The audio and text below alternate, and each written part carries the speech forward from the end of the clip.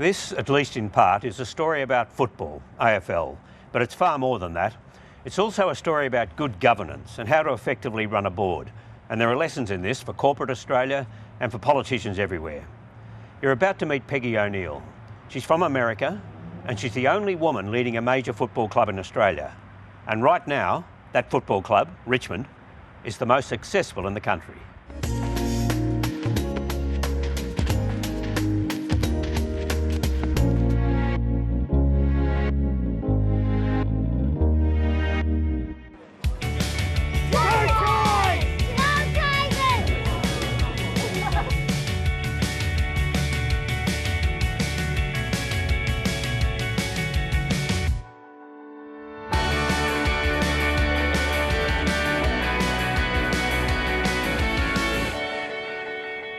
Peggy O'Neal, welcome to 1+1. Well, thank you very much. So you're born in the United States, so we'll start at the beginning. Exactly where was that?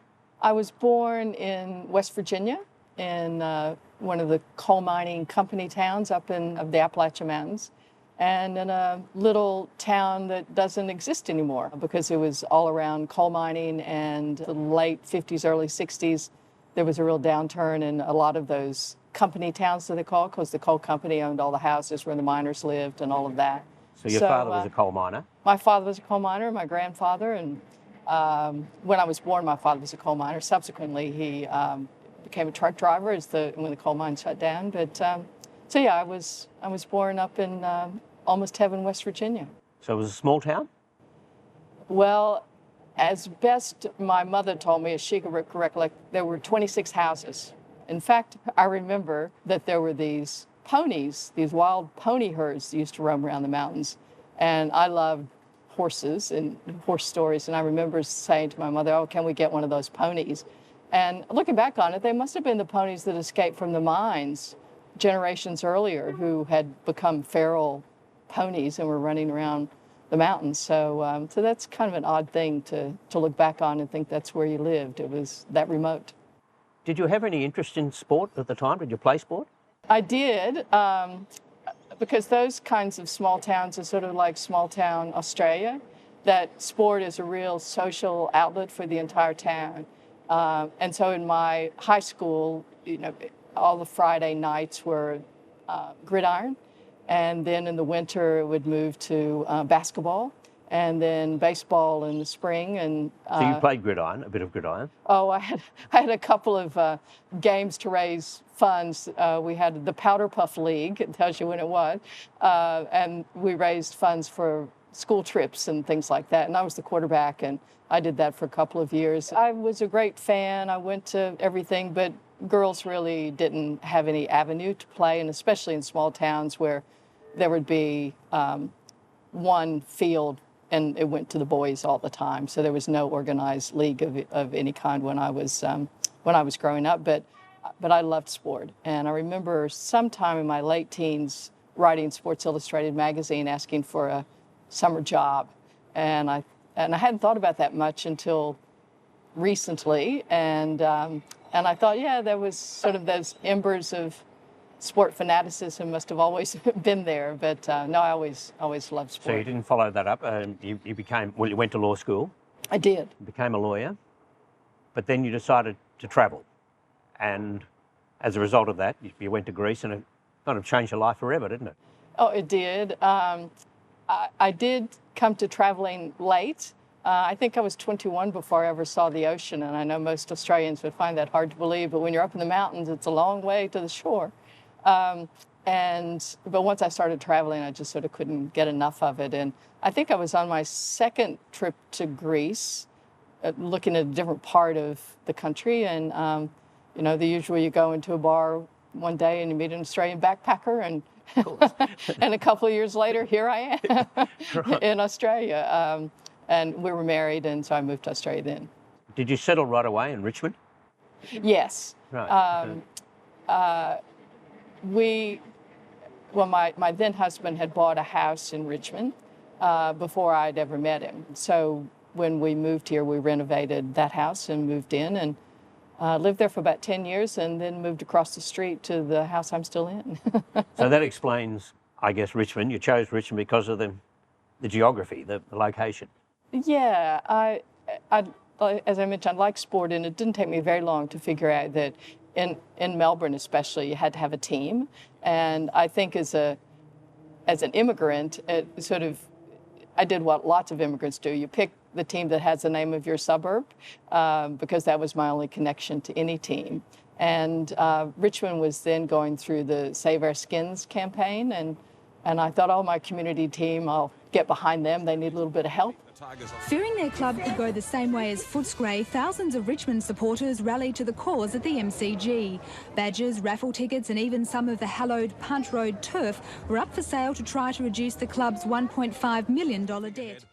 So I started listening on the radio, and then the MCG Southern Stand had just opened, I remember, and I started going to games. It was close enough for me to walk, and I didn't know all the rules, and I still don't know all the rules, I don't think. But it was a great fun to watch, and it was good to be there. And looking back, it was in the days when it wasn't so crowded, and if you went in, you could sort of have a whole bay to yourself sometimes. And then I had a friend at work, and he said, oh, my wife is a Richmond supporter too, you ought to go with her. And so we've gone to games ever since.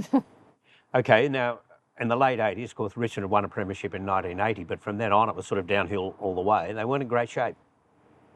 No, it was 1991, so that was, people kept telling me about you should have been here in the 70s. And I was thinking, I don't know what that means, but I said, I'm sure we'll be good again. And then it took a little while to iron that out. But no, it wasn't in good shape. I didn't quite understand what that meant, but along the way, I became quite interested in the club. And then I started thinking, well, what is this business of football they talk about? How does that work? And so as I became more interested in the business of football, I thought, I'll just get a bit more involved with the club as a volunteer, and so I did that so over time. But it was only probably when I joined the board that you realize how much work there was to be done. Well, my memory of Richmond in those times was that there was a blokey kind of feel to the place. Yeah. They play their politics ruthlessly in the boardroom, and I think through the 90s they had 5 coaches. Yes, I've since caught up with a lot of the history, and I said the eat 'em alive became eat your own, and it shouldn't have been that way. And the political machinations of all kinds of clubs and not-for-profit organizations, where the emotion is a lot of what people bring to a board table or to an organization, sometimes is the undoing, because you think only you have the answer. You care more than anybody else. And some people regard it as a powerful position to be involved with a sporting club especially. And so it was, it was a bit, it took a while for Richmond to get on top of it's a new world in all kinds of ways, especially financially. Well, you joined the board in 2005. Terry Wallace was coach. Yes. You didn't have another coach until 2009, and that's when Damien Hardwick signed up. That's right. But if we set the scene for when Damien Hardwick had arrived, in the 25 years or so before that, Richmond, I think, had only made the finals twice. I think Wooden Spooners 4 times. Yep. And then there was this standing joke about Richmond finishing ninth again, because that happened a lot. Yeah. So that wasn't a great background for Damien Hardwick to walk into. No, it wasn't. But he impressed all of us, and I was only involved in the last interview for Damien, about his intellectual curiosity about things, about his commitment to developing players as people. And I think he learned a lot about himself along the way as well, because it's different being in charge than being the second in charge. So then 2013, 2014, 2015, you made the finals every year, but I don't think you won one. No, we didn't. No, we didn't. And that put tremendous pressure again back on Damien, but also on the club. His contract was up in 2016 as it happened, and the expectation was that you'd follow the old script. Yes. And that he would be executed. It was, because he hadn't achieved everybody's wonderful expectations and dreams. But what we looked at, and what the board asked Brendan, and Dan Richardson was then head of football, was to look at where other coaches at that point in their career, what had they done? We knew the players loved working for Damien, and in fact, some of our very best players had re-signed on the basis of their strong relationship with him. You know, Jack Rewalt, Trent Cotchin, Alex Rance, and so we took about 4 months to think it through. We didn't make a decision, and the board had plenty of opportunity to ask all the questions it wanted to ask, and then we thought, instead of just saying another year and just kick the ball down the road for another year, we would commit for 2 years. And we did talk about, what if it goes backwards? So what not if only it reappointed him, you extended his contract. We did. Obviously, a lot of the fans didn't take that all that well at the time. No, they didn't. And there was a challenging factor to the board, wasn't there? Was that year? There were a few. The Focus on Footy ticket says the current board has been content with off-field success and hasn't focused enough on improving the team. The Richmond Football Club is in crisis. Never has a year promised so much, yet delivered so little. The vast majority of fans know who we are, know what we stand for, know what we've done, and we do have their support. The season started, and it was apparent we were not going to achieve what we had achieved in the past. But at the same time, behind the scenes, Brendan and his team were working really hard in trying to identify what it was that we could do. The one thing we knew we had right was the coach. And lots of times you think you change one thing and suddenly you're successful. It's that person's fault or that person's credit. And we thought, we don't want to just react and change the one thing that may be the best thing that's going. We need to identify what needs to change and work on changing those things. So there was a really lengthy sort of gap analysis and Brendan worked with some consultants on a methodology about how do you measure coaches and how they're going. But one of the things that came out of that was also showing that every time that we'd sacked a coach, we never got any better. That sacking the coach was not the answer, especially if you thought, as we'd thought, in sort of the cold light of day, not under the emotion of the minute, not with people baying for blood. And we'd already decided that.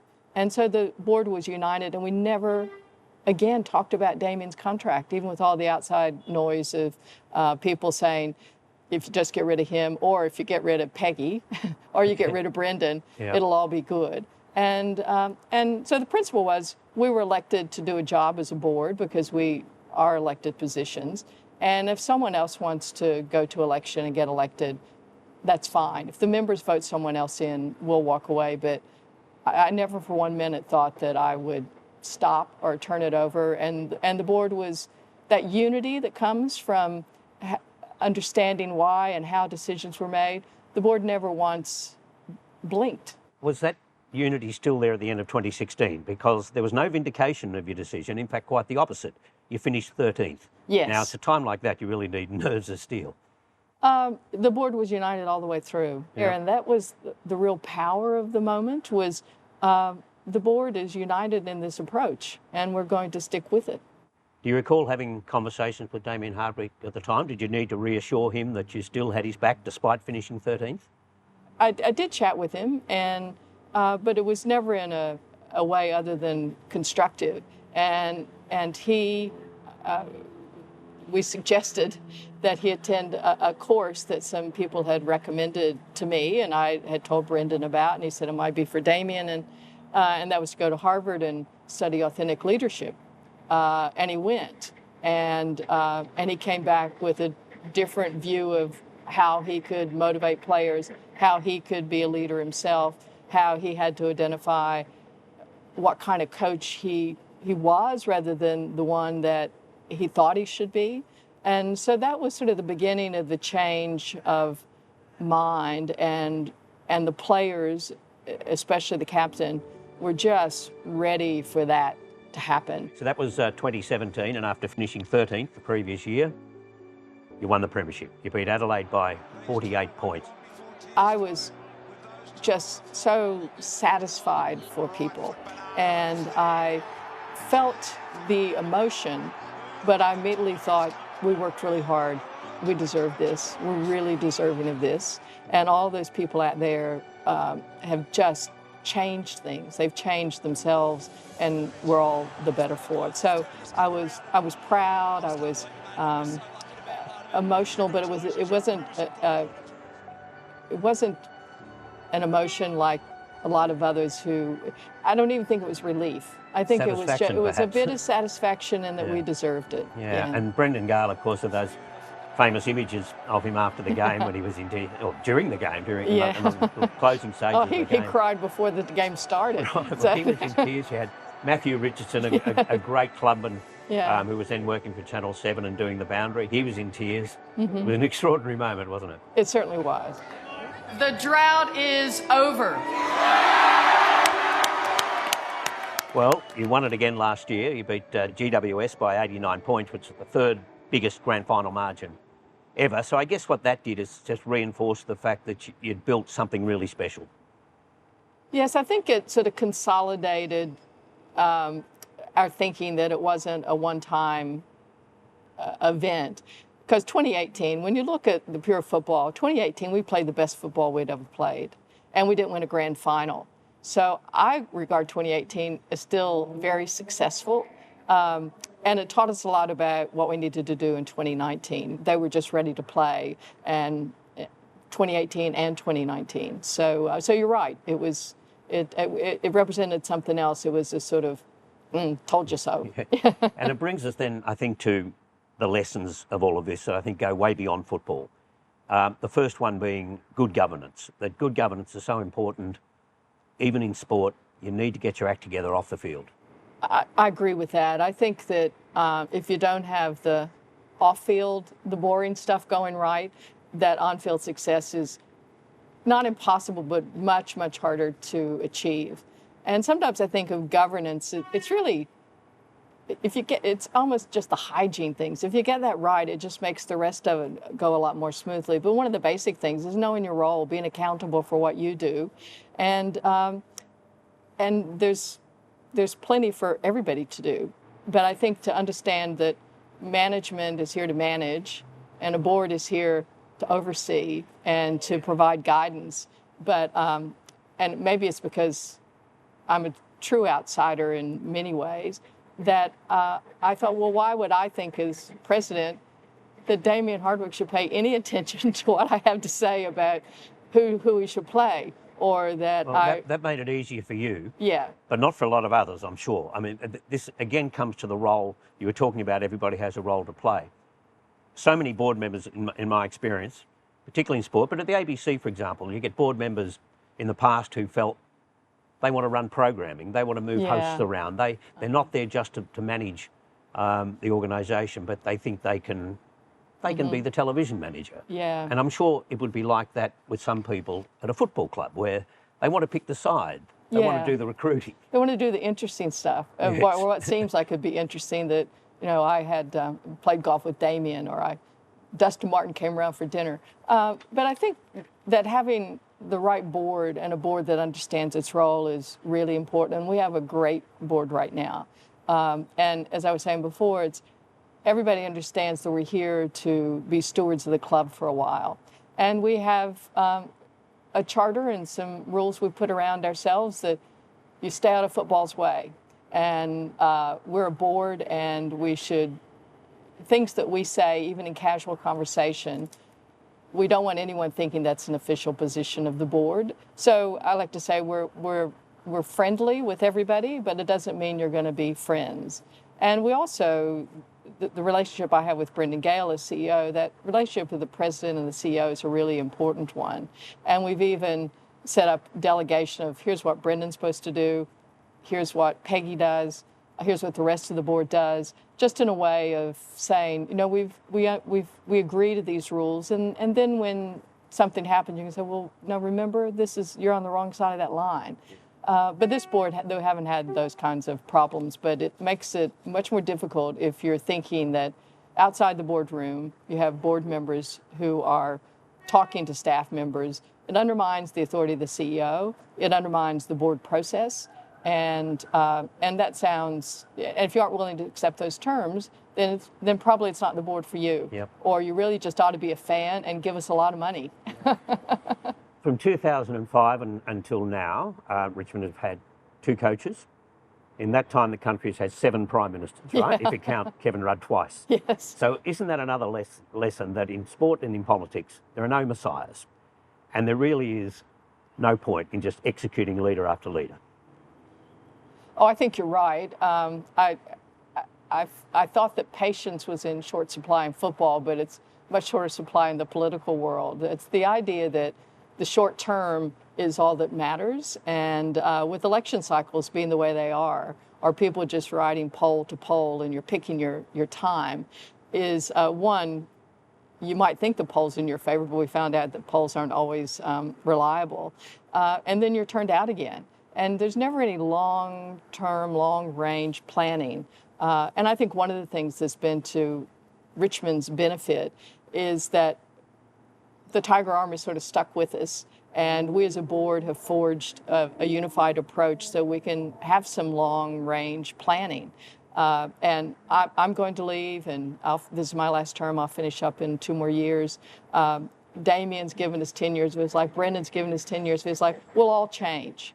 But you hope that you've put some principles in place that your legacy is nobody notices when you're gone, because it's not about you and it's not about the Savior or the Messiah. It's all of us, and we all get success and we all can share the credit. And when things go wrong, we just got to knuckle down and we all bear part of the blame. George Megalogenis's book on the football solution. Yes. Where he said how Richmond Premiership can save Australia. You know, when I read it, I didn't think it was a stretch at all, because I thought there were so many lessons to be learned from that. And it is about sound governance, but also pick your leader and then let that leader lead. Yeah, and I think understanding it's shared leadership, and I do think that it seems to have died down a bit now, but that when you pick a leader who's going to take you to an election and you do get elected, they need to serve out their term, because if you weren't prepared to stick with them, why did you have them in the role? And I think for people, that gives you some certainty about what you're going to get. You may like it, you may not like it, but it's a period of time, not a long period of time in the grand scheme of things, to actually see what could be done. Because the idea that you can flip a switch and suddenly you're successful, or it's that one person will make a difference, or you have the pie in the sky, the economy will turn. Yeah. That's just wishful thinking. It's just a lot of hard work and staying the course. When you first joined the board, there weren't a lot of women on boards. Is that situation improving? It is improving, but the fact that I can probably name them all and count them, I think there are 36 of us now and 3 on the commission, but 18 clubs, 36 women, that's average of 2 each. But I said when we quit counting them, we'll probably be there. But you're right, when I first joined Richmond in 2005, I think there might have been 8 or 10, and then it went backwards. And now it's building, and it's good to see. And there's a great variety of wonderful women who serve on boards, and any of them could be president of their club. Richmond's also got a really good record on quality, diversity, inclusion. George, again in his book, and only George would notice these kind of things, but the best 6 in 2017, a Muslim, Hooley, the son of a Maori, Dusty Martin, an Indigenous Australia, Edwards, a Jehovah's Witness, Rance, Italian Australian, Prestia, and then sort of the real sting in the tail, an 18-year-old kid from the northern suburbs of Adelaide. You can't get any more diverse than that. But it's really interesting when you go through that and just randomly the top 6. Yeah. But it is a club that puts a lot of work into that. We do.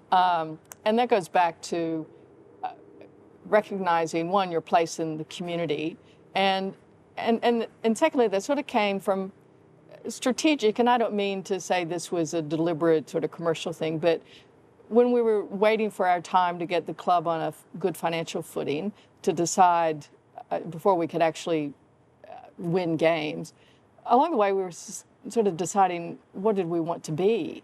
And we decided we wanted to be open arms to everybody, and that we wanted everybody to barrack for us. And so over time, since 2005 when I've been on the board, one pillar of the strategic plan has always been about the community aspect. And we've gotten better at it, and along the way we've hired lots of people from different kinds of communities. And we have our Corngamaji Institute, which is 15 to 17-year-old Indigenous students from all over Australia come here through various programs on leadership, end up with certificate courses, and if you finish, Swinburne gives you entry into some of their courses there for a degree. The Melbourne Indigenous Transition School has their classrooms at Punt Road, so 22 boys and girls from Indigenous Australia, mostly from the Northern Territory, walk down the hill from St. Ignatius in Richmond and come to school here every day. And so when it just gives us a great wealth of information about communities that we wouldn't otherwise have had contact with. So when someone like Sydney Stack comes along, or Marlon Pickett, we have people who can tell us what's the best way to make this successful for them. And lots of times in the past, I think we didn't do the best we could for minority players because we didn't know how. But now I think that we do know how. It doesn't mean we're always going to get it right, but that we have so many more sources of information, and a lot of them work right here. And so if the players have also told us that they feel more comfortable when they come in. There are lots of people who look like them. And so the players, one thing, but then on the staff, we have a number of Muslim people who work here. We have our inclusion and diversity action plan, just like a reconciliation action plan, that we're committed to doing things about women, minority communities. We sponsor the Midsummer Festival. We just want everybody who's interested in football to find a place at Richmond. Well, Peggy O'Neal, you put a long-term plan in place. You stuck with it. There were no shortcuts, no quick fixes, and I think that's leadership. Thank you for joining 1+1. Thank you, Barrie. A united Richmond is a powerful force, and being strong and bold has delivered us a Premiership Cup. So go Tigers!